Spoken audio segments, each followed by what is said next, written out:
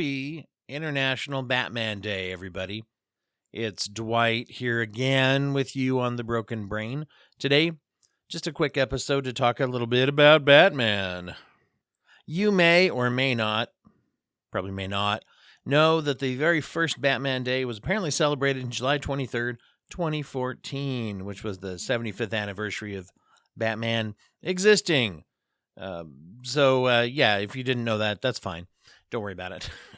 Those of you who listen to the show know that I'm a big superhero fan. All you have to do is go back and listen to many of the episodes to be able to confirm that. You can also go back and listen to many of the Batman episodes. There's several anyway.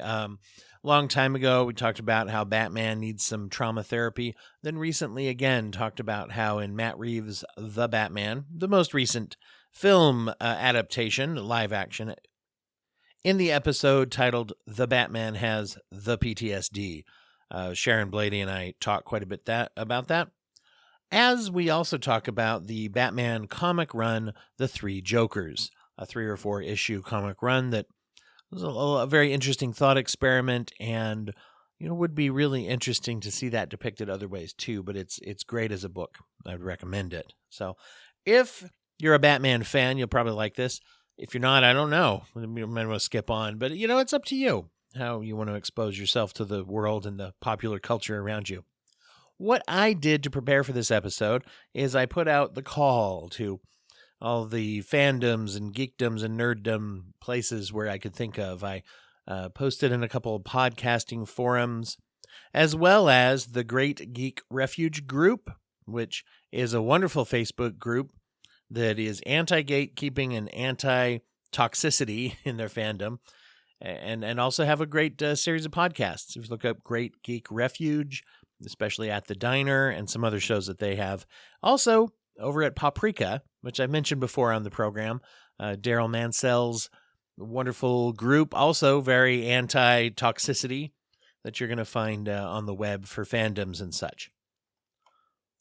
Also, make sure you're looking up under your podcasts, Paprika Reviews, where you can hear movie reviews and interesting shows about movies and fandom as well. I would definitely recommend that. In fact, speaking of Batman, they did an analysis of The Long Halloween on Paprika, and they literally went over the whole year and talked about the book, The Long Halloween, the comic and volume that's been put together. And just like the original release of the comics, they took it a whole year, and each holiday talked about the chapter, or the issue, rather, in that series about that holiday as Batman's investigating a serial killer over the course of one Halloween to another. Many elements of which have been pulled into a lot of Batman projects. So I put out the call to these wonderful people out there, and y'all, hopefully some of you are listeners, so sure you're out there, and hopefully you're here to hear your comments. So the question in the post was, what does Batman mean to you? And then second of all, what, if any, Batman stories that have not been adapted for the live-action screen and movies would you want to see happen? So, got some interesting things. I'm just going to go through and share with you the answers to those questions. Maybe with a little commentary.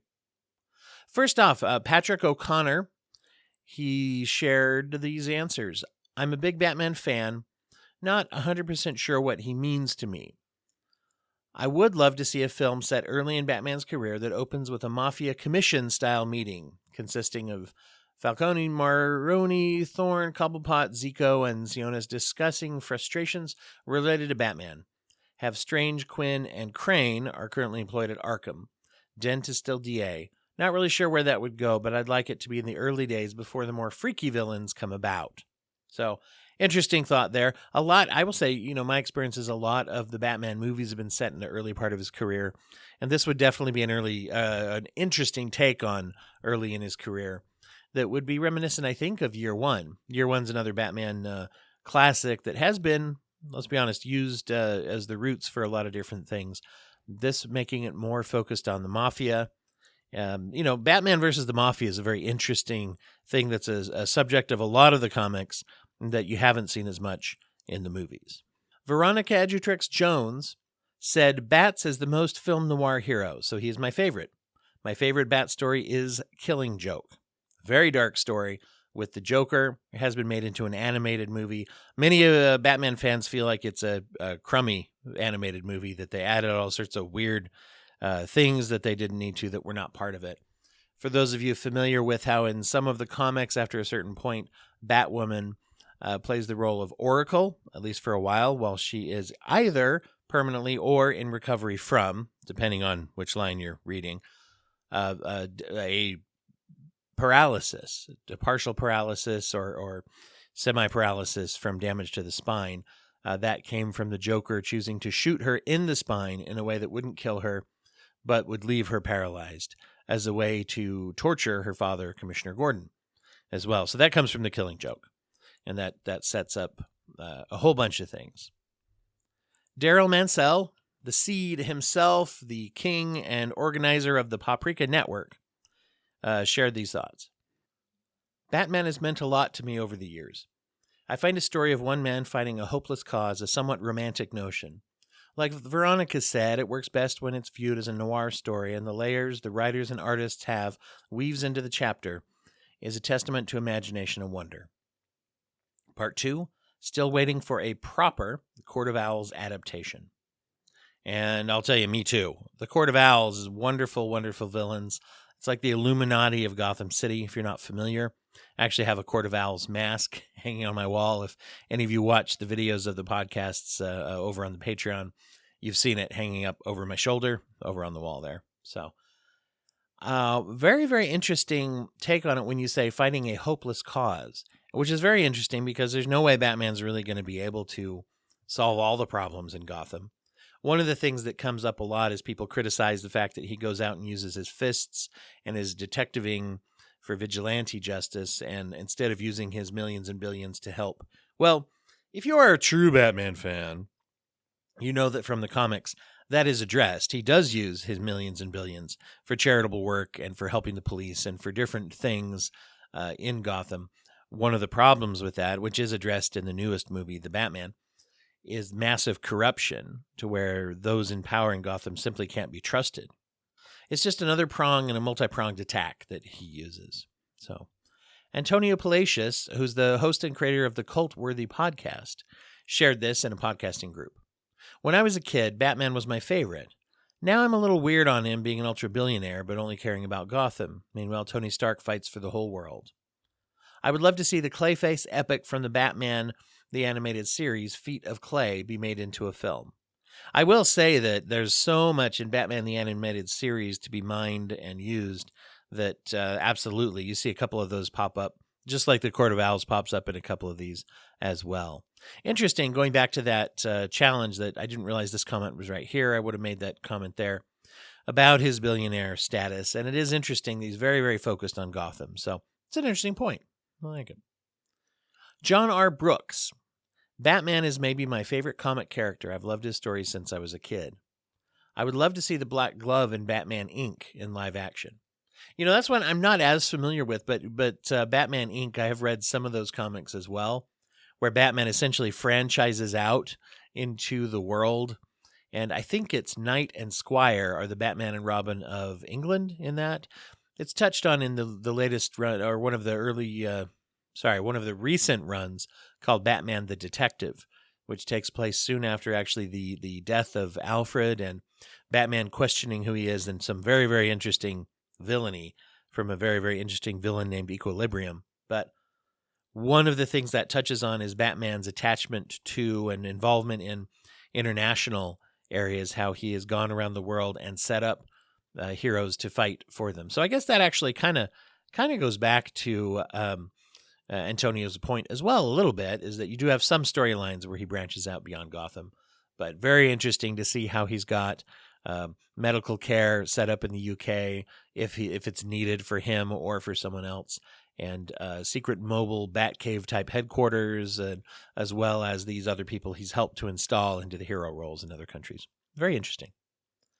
Tom Vernich. I've loved Batman since I was a kid. I loved Keaton, but like others, the animated series hooked me. Everything about it. The orchestrals, the Gotham coldness, the overall tone. Yeah, I like the whole dark and broody thing, but I think my favorite part of Batman was that he's just a man among gods.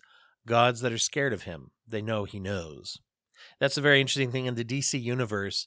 Batman pulling his own as a full member of the Justice League, and even in some cases, standing up to Superman. That's a common thing, somewhat common, that happens in the comics. And Batman's very good at strategically planning to take out or take on very, very powerful characters, which is always interesting to me to see how they write that.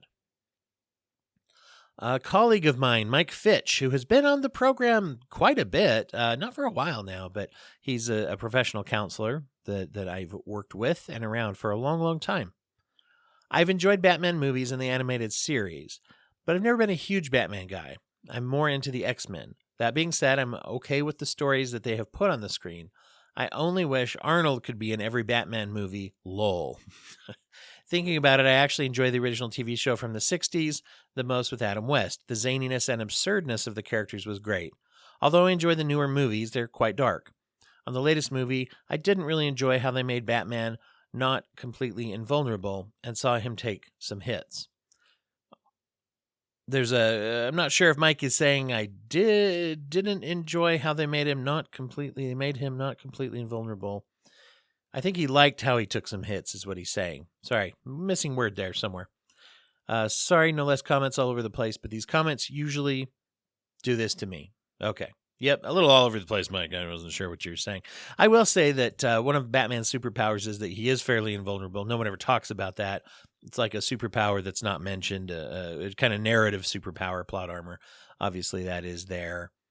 Lee Messersmith, social worker, again, just like Mike, been on the program and colleague of mine who practices just down the road from me.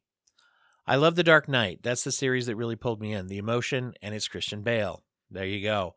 Christian Bale, probably my favorite Batman, although Pattinson did a great job recently.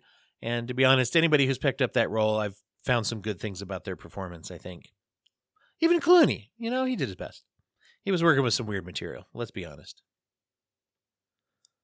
The Dark Knight competes very closely. In fact, depending on which one I just watched, the Batman and the Dark Knight bounce back and forth between favorite and second favorite Batman movies for me. So, Bat Dan, Facebook commenter, I actually really got into Batman as an adult. I loved the Adam West show as a kid, but it was the animated series that really did it for me. I would love a live-action adaptation of the two-part Mr. Freeze storyline from the animated series. That and the episode The Time I Almost Got Him would also be great. Not sure 100% if that's the episode title, but it's the one where the villains are all playing cards, talking about the time they almost got Batman. That's a great episode. I remember that from the animated series. Well, wonderful to see that. Andres Hernandez of the Listen to the Words podcast, creator and host. Batman has always had a special place for me. The guy has no superpower, yet he is feared and respected. Shows you that as a human, we can all achieve greatness and have others respect us. I would love to see the Nightfall storyline. I know they kind of did that already, but if they did and brought in Azrael, I think it would make for a killer movie or series of movies. For those who don't know, Azrael is a DC hero who's a little more on the violent, malicious side, and he took over for Batman during a time where Batman had a busted up back from Bane, which you might remember from The Dark Knight Rises. They used that part of the storyline. But in this storyline, Azrael takes over for Batman upon his request and is a much more violent and dark Batman. There is a turning point where he actually allows a serial killer who's caught in a trap of his own, hoist by his own petard, so to speak. He allows him to die rather than get him out of the trap that he's gotten himself into, which is very not Batman-like. There's a wonderful line of dialogue in that comic where after Commissioner Gordon meets with him on the rooftop and chastises him for the fact that the serial killer died, and Azrael, as Batman, honestly doesn't care at all, and then leaves. Commissioner Gordon says to himself, I just want to know what's happened to my friend. Where is he gone? Obviously knows it's someone else. So replacing Batman's very interesting. Dick Grayson played the role of Batman for a while, also while Batman was going around doing the Batman Inc. thing and setting up other Batman types. Mariah Beachboard. Batman seems so accessible to me growing up, and more so than other heroes. I think that's because of Adam West and all the movies. I love them, but I'm definitely moving on to better stories now that I feel safe enough to explore the comics and superheroes as an adult. My taste in dark stories hasn't changed, though. I think that's what kept me coming back to the movies. They were dark. Very dark. And the comics, many of them have taken, especially since The Killing Joke and Death in the Family, very dark thing as well. I mean, I guess you could go back to just The Dark Knight Returns and Alan Moore, and just a lot of things that have directed it that way. Look at what's happened to the Joker, leaning more into the serial killer rather than the clown prince of crime. So some people don't like that. Some people do. It would be interesting to see some of the sillier things that people are calling for here come back. That would be interesting someday. Jason Hemming, otherwise known as The Vern from Cinema Recall Podcast, big friend of the show. What does Batman mean to me? You know what? I don't have an answer for the Caped Crusader, but I learned about my kink fetish after watching Catwoman and Batman Returns. Okay. As for a Batman story that hasn't been adapted to screen, I'm not sure. DC Animation usually has adapted almost every story. A live-action Killing Joke would be cool, but please do the story the way it was in the comic, not the animated movie. Don't add things just to make it longer. One of the things that bothered a lot of people is there was, in the animated movie adaptation of this, which I haven't seen, I've just read about this, there was either an implication or a direct statement that Batman and Batgirl at some point had a romantic or sexual connection, which is never, as far as I know, never appeared in the comics.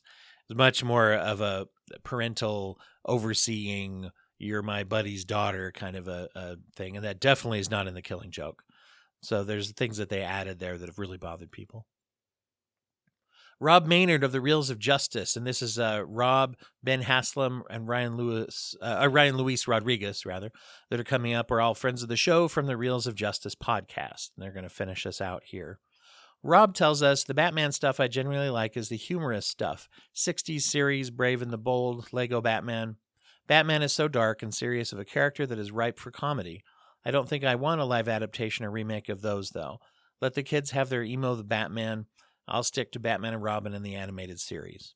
So once again, embracing that. You know, it reminds me of something, actually going back to Daryl Mansell, and I think Rob may be on this train too, saying that now that we've got a lot of these Batman movies that are in keeping with Batman, it would be interesting to bring back some of the camp.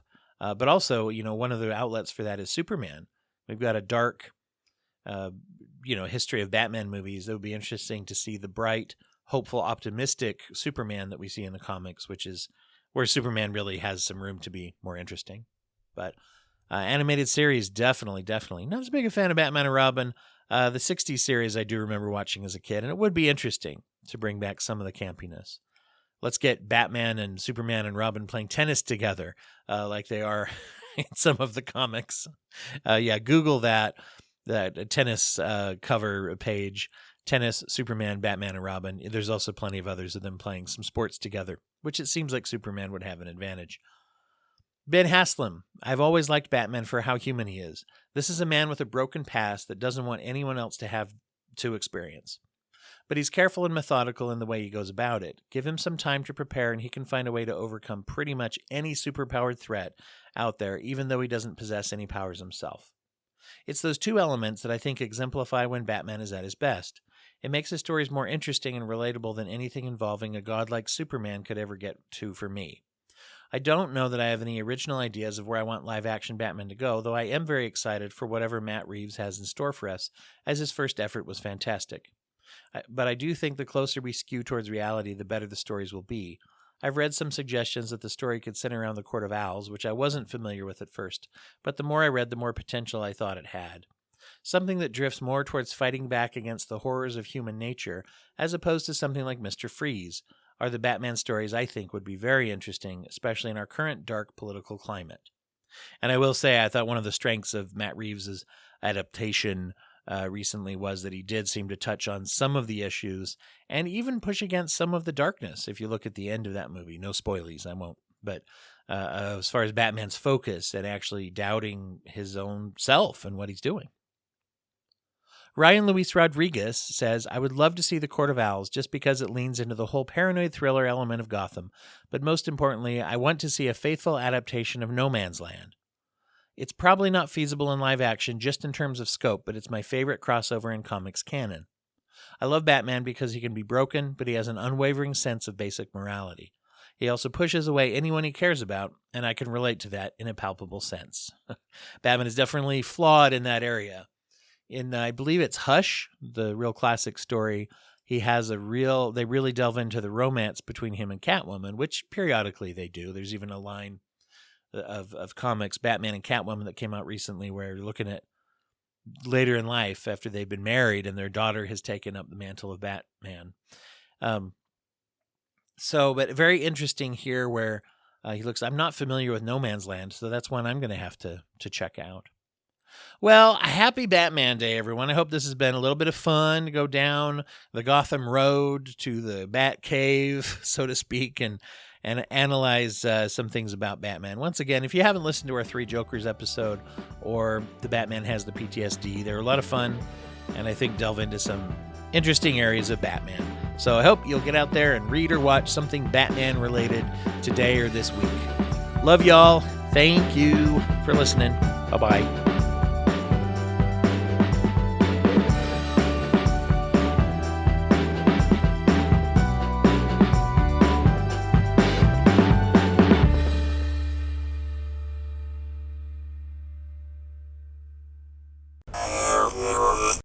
Thank you for listening to the Court and Parts Podcast Network. To listen to more Court and Parts shows, visit courtandarts.com.